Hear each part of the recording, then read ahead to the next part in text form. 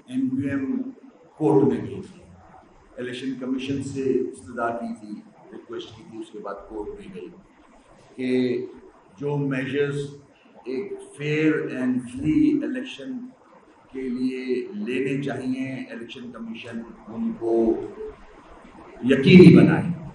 मगर अफसोस कि हमारे बताने के बाद भी, सारी सिचुएशन सामने लाने के बाद भी कुछ नहीं किया गया और हाई कोर्ट ने फैसला सादर फरमाया कि इलेक्शन आज होंगे। जिन हालात में इलेक्शन हो रहे हैं उसमें जेरीमैंडरिंग तो अपनी जगह है ही है, डिलिमिटेशन में जितनी खराबियां हैं वो सबके सामने इलेक्शन कमीशन को फरोग नसीम भाई दे चुके हैं। वोटर लिस्ट की जो खामियां हैं, ड्यूल दो वोटर लिस्टें मौजूद हैं, कंफ्यूजन हो रहा है पोलिंग बूथ्स पे, उसके बाद सेंसस, ये सारे खदशात हम इलेक्शन कमीशन को भी दे चुके हैं, कोर्ट में भी दे चुके हैं। अब प्रैक्टिकली जो ग्राउंड पे हालात हैं उन पर रोशनी डालना चाह रहा हूं कि इस वक्त मीरपुर खास, सक्खर, नवाबशाह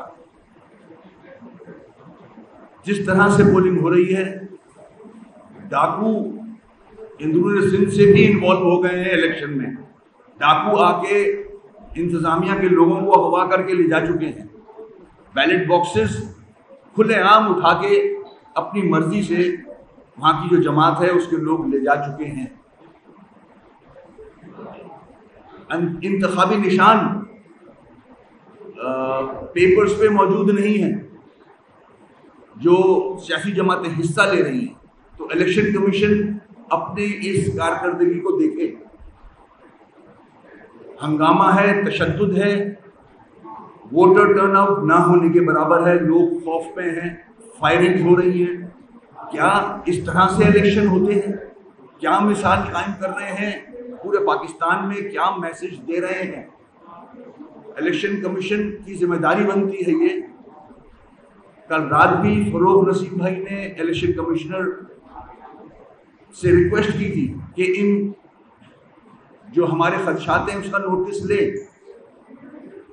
हमारे पास मैसेज ये आया है कि इलेक्शन कमीशन नोटिस ले रहा है। मेरी रिक्वेस्ट होगी इलेक्शन कमिश्नर से, बड़े अच्छे ऑफिसर हैं, जानते हैं हम इन्हें, हम नहीं चाहते कि इलेक्शन कमीशन पे उंगलियां उठे, इल्जामात लगे उनकी कारकर्दगी पे। तो इलेक्शन कमिश्नर साहब का फर्ज बनता है कि हमें सबसे पहले तो इन तीनों स्टेशंस पे इलेक्शन रोक दिए जाए, सक्खर, नवाबशाह और मीरपुर खास। इलेक्टोरल लिस्ट को देखा जाए, करेक्ट किया जाए, डिलिमिटेशन को करेक्ट किया जाए, सारी जमातों को बुला के डिलिमिटेशन की जाए, उसके बाद इलेक्शन अनाउंस किए जाए। ये हमारी इलेक्शन कमीशन से रिक्वेस्ट है। इसके साथ साथ रिक्वेस्ट करूंगा कि हमें टाइम दें, हम आपके पास आके आपको हर चीज से आगाह करना चाहते हैं। ग्राउंड रियलिटी कुछ और है। अंदरूनी सिंध की 14 डिस्ट्रिक्ट्स की ग्राउंड रियलिटी इलेक्शन से रिलेटेड कुछ और है। फेयर एंड फ्री इलेक्शन हो ही नहीं सकते जो माहौल बना हुआ है वहां, खौफ का आलम है। तो हमारी जो स्ट्रगल रही है बल्दियाती निज़ाम को मजबूत करने की, कोर्ट के ऑर्डर्स को इम्प्लीमेंट कराने के लिए, ताकि बल्दियाती निज़ाम मजबूत हो जाए। अगर हो भी जाता है और इलेक्टोरल प्रोसेस इस तरह से होगा तो फायदा क्या फिर उस निज़ाम को मजबूत कराने का? जो जिन जमातों को वोट मिलने हैं, जिस कैंडिडेट को वोट मिलना है, जो एक्चुअल कैंडिडेट्स हैं, उनको तो फिर मौका नहीं मिलेगा कि वो आके अवाम की खिदमत कर सके।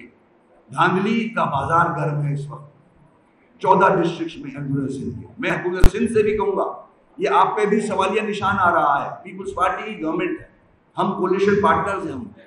मैं उनसे कहूंगा, आपकी हुकूमत पे, आपकी गवर्नेंस पे एक सवालिया निशान आ रहा है पूरे मुल्क में, पूरी दुनिया में, कि किस तरह से आप इलेक्शन कंडक्ट करा रहे हैं।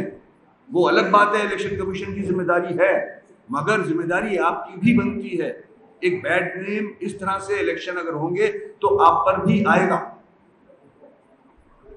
इलेक्शन कमीशन से एक बार फिर मैं रिक्वेस्ट करूंगा कि फौरन इन 3 डिस्ट्रिक्ट में इलेक्शन रोके जाएं और जो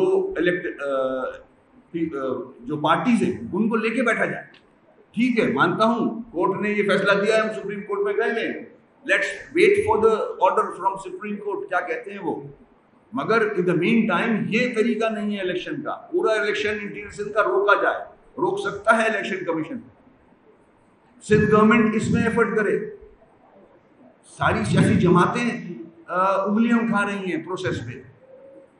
तो ये एक मेरी रिक्वेस्ट है, अवाम के सामने रखना चाह रहा हूँ, इलेक्शन कमीशन के सामने रखना चाह रहा हूँ। पाकिस्तान की अवाम, सिंध की अवाम देखे कि किस तरह से इलेक्शन हो रहे हैं, किस तरह से वोट का मजाक उड़ रहा है इस सूबे में।